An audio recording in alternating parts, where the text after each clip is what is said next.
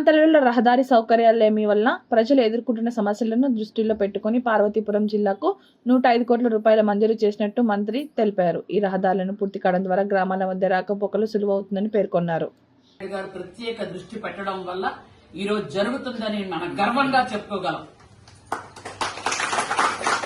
అలాగే ఈరోజు ఏదైతే పంచాయతీరాజ్ వ్యవస్థని మనందరి అన్న, మన అభిమాన నాయకుడు, మన అభిమాన హీరో పవన్ కళ్యాణ్ గారు ఉప ముఖ్యమంత్రిగా ఉండి ఎక్కడైనా గిరిజన రహదారులకు ఇబ్బంది కలుగుతుందంటే వెంటనే స్పందించి ఈరోజు మనకు రహదారి సౌకర్యాలు కల్పిస్తున్నారు. మనకి సెంట్రల్ నుంచి ఏమైనా ఫండ్స్ రావాలి అంటే మోడీ గారు ఒక్క నిమిషం కూడా ఆలోచించకుండా మన యువనేత లోకేష్ బాబు గారు వెళ్లడంతోనే ఆయన లోకేష్ బాబు గారు అడగడమే తడువు ఇస్తున్నారు. యువ నాయకులు నేను ప్రోత్సహిస్తాను అని భుజం తట్టి ప్రధానమంత్రి మన యువ నాయకుడిని చూసి మాట్లాడి మీకు ఏం కావాలని అడుగుతున్నారు. అంటే ఒక చంద్రబాబు నాయుడు గారు ముఖ్యమంత్రిగా ఉండి 4వసారి ముఖ్యమంత్రి అయిన చంద్రబాబు నాయుడు గారి పరిపాలన దక్షత గాని, ఆయన తాలూకా విజనరీ గాని అందరికీ నచ్చి ఈ రోజు ఈ కార్యక్రమాలు కూడా ఫాస్ట్ గా వెళ్తున్నాయి. కేంద్రం కూడా అన్ని విధాలుగా సహకరిస్తుంది.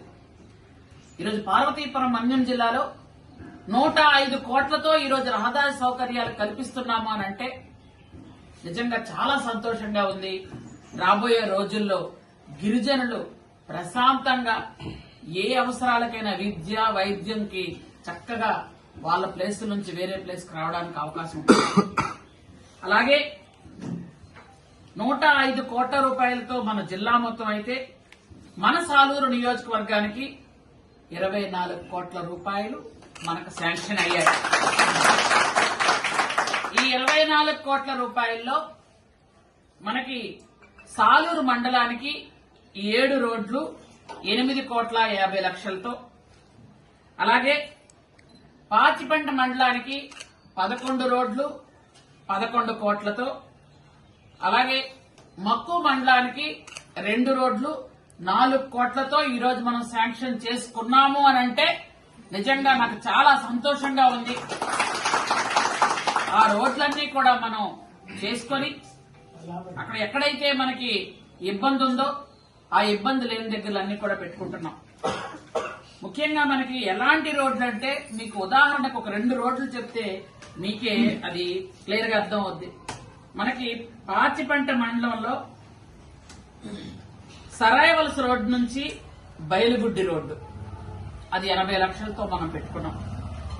మోదుగు నుంచి బోడికొండ వరకు 80 లక్షలతో పెడితే పొలం వలస వరకు ఇంకోవైపు 80 లక్షలతో పెట్టుకున్నాం. అలాగే ఇటుకలపాడు నుంచి సార్లపాడు వరకు 1,60 లక్షలతో పెట్టాం. అలాగే పెద్దమడ నుంచి ఇటుకలపాడు వరకు 1,50 లక్షలతో పెట్టాం. రొడ్డవలస నుంచి గొల్లపాడికి 2 కోట్లకు పెట్టాం. అంటే ఇలా NH26 నుంచి చంద్రబాబు వలస వరకు అదొక 80 లక్షలు పెట్టాం. అంటే మీరు ఈ గ్రామాల పేర్లు కూడా కొంతమంది వినుండరు. ఇట్లాంటి గ్రామాలకి మనం చాకరే వలస నుంచి కొండంగి పోడ వరకు ఒకటి, కుంటిని వలస నుండి ఇసుగుడ్డి వరకు ఒకటి, ఇలా పెట్టుకుంటూ వచ్చాం. ఇవన్నీ పాచిపెంట మండలంకి సంబంధించినటువంటి రోడ్లు. మీకు ఇంటీరియర్ బాగా ఇంటీరియర్. అదే మీకు సాలూరు మండలంకి వచ్చేటప్పటికి కొన్ని రోడ్లు ఉన్నాయి. సాలూరు మండలం కూడా 7 రోడ్లు పెట్టాం. ఆ 7 రోడ్లు ఏంటి అంటే మనకి మూల వలస నుంచి బొడ్డపాడు ఒక రోడ్డు పెట్టాం. అది దాదాపు 80 లక్షలతో ఆ రోడ్డు పెట్టడం జరిగింది. అలాగే సీతందర వలస నుంచి డబ్బ సదును మీకు ఎందుకంటే ఈ రోడ్లు కొన్ని ఈ విలేజ్లు కూడా హ్యామ్లెట్ విలేజ్లు మీరు వినడం కూడా కొంచెం తక్కువ వినుంటాయి. కొండల మీద విలేజ్ల్లో మనం ఇచ్చాం పూర్తిగా హిల్ టాప్. ఇది 1,50 లక్షలతో రోడ్డు ఇచ్చాం. అలాగే కురుకోట నుంచి తర్వాత సంగం వలస వరకు ఒక రోడ్డు ఇచ్చాం. అది కూడా దాదాపు 1,50,00,000. అలాగే గడి వలస నుంచి మర్రి వలసకి ఇది 2 కోట్లతో ఇచ్చాం ఒక రోడ్డు. అలాగే మనకి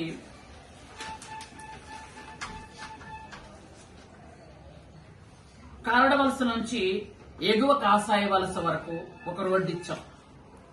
సుల్లారి నుంచి నేరేడు వలస వరకు ఒక రోడ్డు ఇచ్చాం. అంటే ఇవన్నీ కూడా ఎప్పుడైనా మనం వింటే అని వినడం లేదా నడవలేకపోతున్నారనో ఇలాంటి రోడ్లన్నీ కూడా ఎక్కడ ఇబ్బంది లేకుండా ఇచ్చాం అనమాట. మొత్తం అన్ని తీసుకుంటూ వచ్చాం.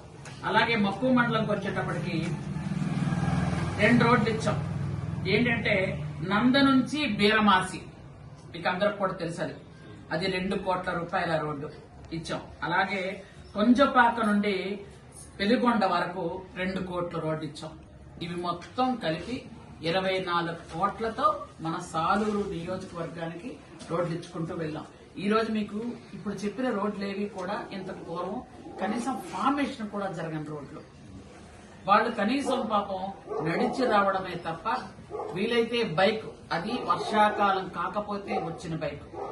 ఇలాంటి రోడ్లకి ఖచ్చితంగా మనం రోడ్స్ ఇవ్వాలనే ఉద్దేశంతో వీటిలన్నింటినీ ప్రపోజల్ పెట్టడం, ఈ ప్రపోజల్స్ వెంటనే మనం ఇవ్వాలి అని మన పార్వతీపురం మంజంలో 105 కోట్ల రూపాయలు వెంటనే శాంక్షన్ చేయడం జరిగింది. కాబట్టి మీకు అందరికీ తెలియజేద్దామని ఈ ప్రెస్ మీట్ పెట్టుకున్నాం.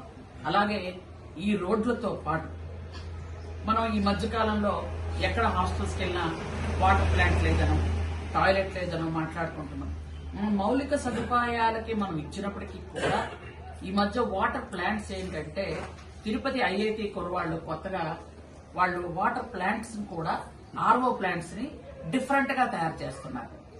ఆ డిఫరెంట్ గా తయారు చేసిన వాటిని మనం అవే ఇస్తే ఎలా ఉంటుంది పిల్లలకని కూడా ఆలోచించడం జరిగింది.